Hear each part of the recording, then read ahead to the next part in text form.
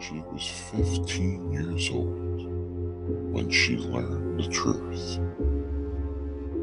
Not about love, not about a life, but about what she was worth at just 15 years of age. The man, her father, was supposed to protect her, but he didn't. He was a criminal. Shortly after his wife divorced him, he committed a crime and went to jail. He would call on occasion, request pictures from his ex-wife so he can reconnect with his daughter in one way. She thought despite what happened to us, this was a good thing. And she would send pictures and things from her daughter. One day, the phone rings. The daughter is home. She's expecting a call from Dad. It is the correctional facility, as it says on the ID. She answers, but it's not her father. A voice. Your father said you might be interested in me when I get out of jail. I'd like to take you out. She doesn't know what to say. She freezes. She's only 15 years old, a child, and her own father had traded her name for cigarettes, favors, and the comforts in jail.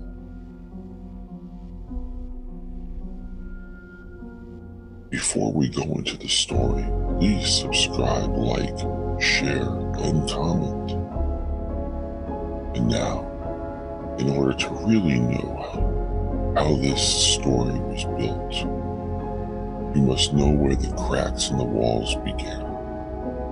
Her parents were divorced. She was 9 years old. 3 of those years she felt like she had a father, and her mother felt like she had a husband.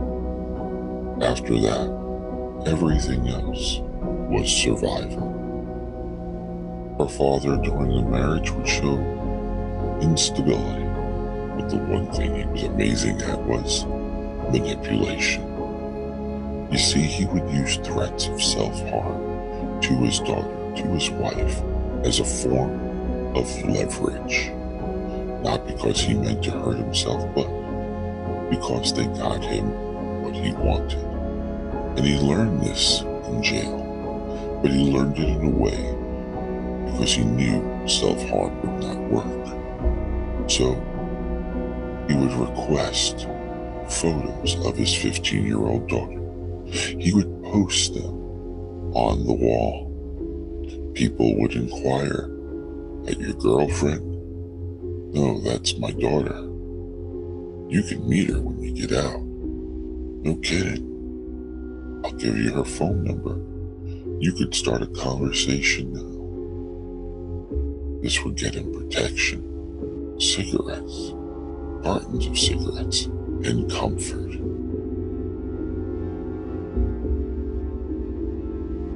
He would use this kind of leverage. He did it in the marriage. He would use it with his wife. "I'm getting a job. You're going to be proud. Proud of me and proud of the life I'm going to give you. I'm not that man anymore." But her mother knew differently, and this hardened her. After the divorce, not out of cruelty, not out of necessity, she became alpha. She became dominant. She had to. She had to control her environment. She became a one-woman fortress. But she didn't know. The daughter never told her about the calls from the inmate and inmates. She didn't know her husband, her ex-husband, was trading their daughter's name in prison. She didn't know the danger. She didn't know these things, that he would let the picture be borrowed by inmates as long as he got it back, because that was leverage for him with other inmates. But she did know this. while your father is in jail, no man will ever hurt us again. And that became the household law.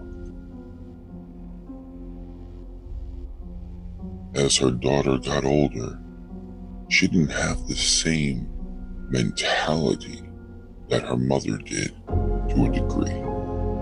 She wasn't alpha on the outside. She wouldn't bark orders. She didn't dominate rooms. But she did learn the traits of her father. The false promises, the quiet ways of manipulation, of getting what you want with a smile. She realized she had beauty, charms that opened doors, that gave her attention, that gave her connection. And this for her was wonderful. But could it be dangerous? So she replaced control by learning how to connect. By learning how to connect, it became control. Now, when it was found out in her relationships, when people would say you're a manipulator, she would say, it's not that at all. And she would say, it's OCD. It's just me caring. It's anxiety. But it wasn't any of these. It was a compulsion that she learned from father and mother.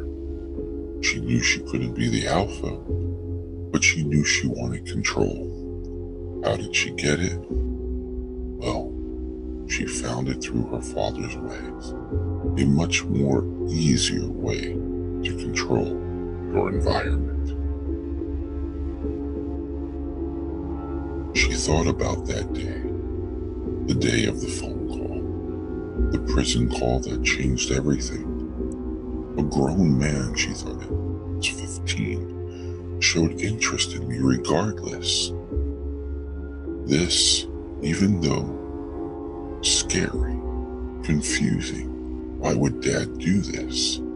But also validating, because for the first time, someone wanted me, not as their own daughter, not as a child, but they seen something in me. They wanted to take me out. This felt like power. Now, because of the distance of the prison and most of these inmates really didn't have a way to get to his daughter, he would eventually get released. Thank goodness for her, they didn't come looking. And her mother knew when he got released, and not out of spite, but out of instinct. She kept a distance, kept far away, because she wanted them both to be safe. And that silence of keeping away became protection. But she didn't realize that the damage was already done. The daughter learned men could be unpredictable. That's what my father showed. Love has conditions. That's what my father showed. But control is survival. And that's what Mom showed. Her beauty had no bounds. All through school, into college, as she grew older, she would grab attention. Now, did she know how to love? Maybe not, but she knew how to connect by attention, and attention felt like safety. She wasn't malicious, and she wasn't evil, but she was conditioned. She grew up starving for connection in any way, and survival was part of it.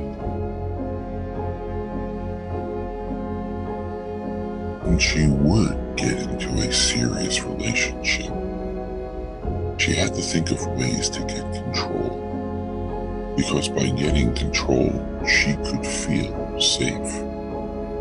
And what started out to look like caring would constantly walk in a room. The room can be completely quiet, she would ask, "Are you okay? What's wrong? Why do you look like that?" And that person would be confused. "I'm watching television." You see, if you wasn't on her mind constantly, she would feel that you may leave. And if you may leave, that means I lost control. So she had to know every emotion that was happening in the room.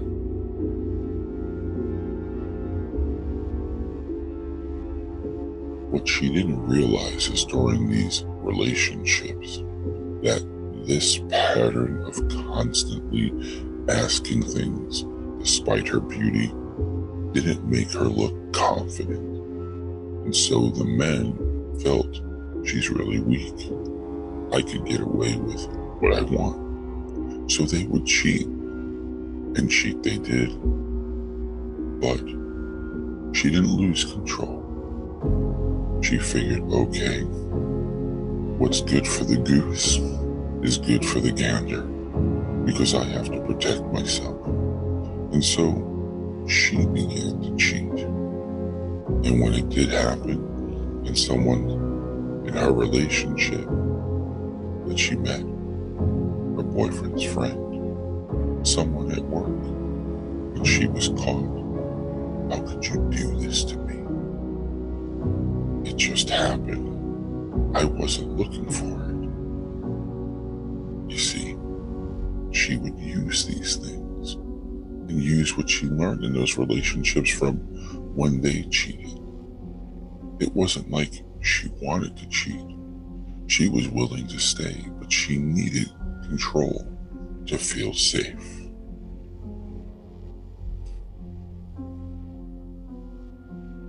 And after a few years like this, where the relationships would come and go, she met the man she would marry. He also came from a home with two parents that had connection. She's seen this stability. They stayed together for many years and were still married when she met the man that would marry her. You see, he came from a home where stability was a must, but the word love never existed. So it looked like a match made in heaven. But after time, he wasn't used to being in control, because that did not exist in his home. Everyone and anyone could do what they want. For a family where he came from, even his brothers and sisters, we were all basically roommates. Love was not on the table. But she would try to do what she was used to. I need to feel love. And love came in the form of control. So, like every other relationship and every other pattern that she was used to, she would try to control the conversations, finishing sentences. Before you could even finish words out of your mouth, you must be thinking this. You must be acting like that. And when things did not go her way, she would know things from you sharing, because after all, you're close, you're married.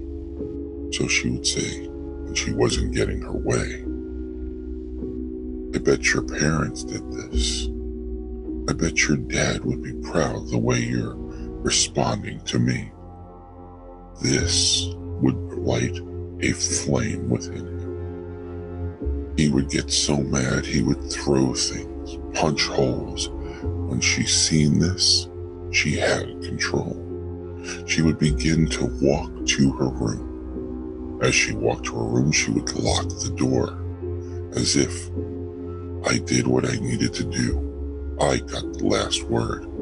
He would emphasize, "Open that door. We're talking this through. You're not finishing it this way. You're not controlling the environment." But she did. And she said, "I have nothing to say." I'm done. But he would still be reacting. She had control.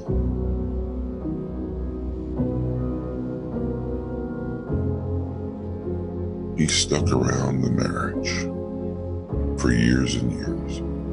She knew he's not going anywhere. Not because of me, she realized that, but the leverage now that we have children. He's not going anywhere. He would cheat. He would cheat out of wanting a different connection, an uncontrolled connection. And she would know that he cheated. And she would find out, and she would meet the woman or women. And she would approach them and say, I know you're with my husband. And some even admitted, yes, I am. And you probably have the idea that he's going to leave me for you. He may have even said it. And they wouldn't respond. I can tell you this, she said. He's never leaving me. Do you know how I know? And they would answer, yeah, sure.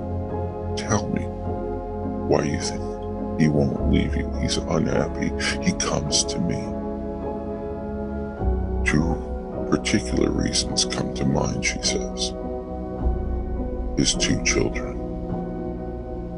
He'll never leave. You see, he doesn't come from a home that left. Maybe lack of love.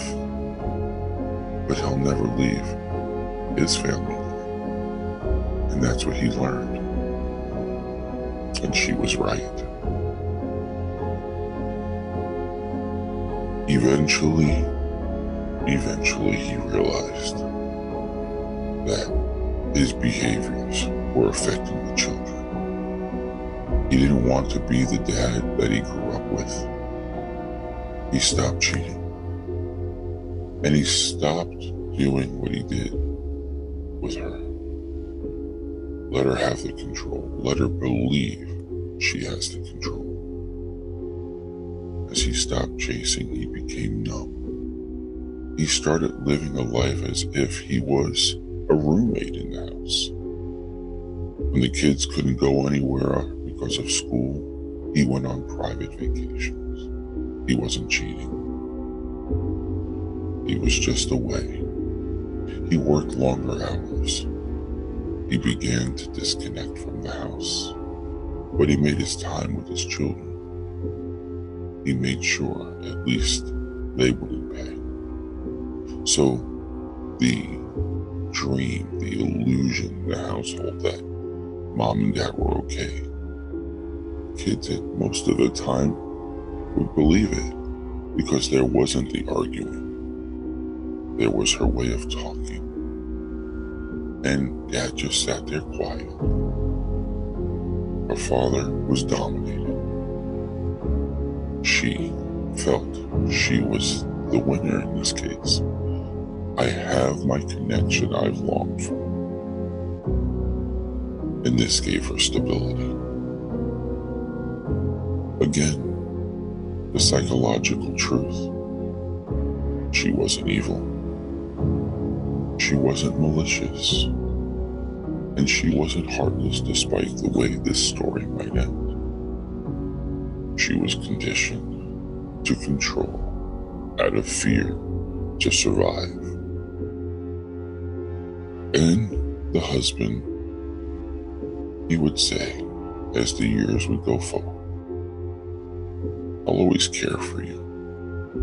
I don't know what kind of title I'll put on it, but I will tell you this. You're like a family member, but not a wife. And anything else that I could have felt is gone. I'm not angry, and I'm not fighting you, and I'm certainly not chasing you. I'm waiting.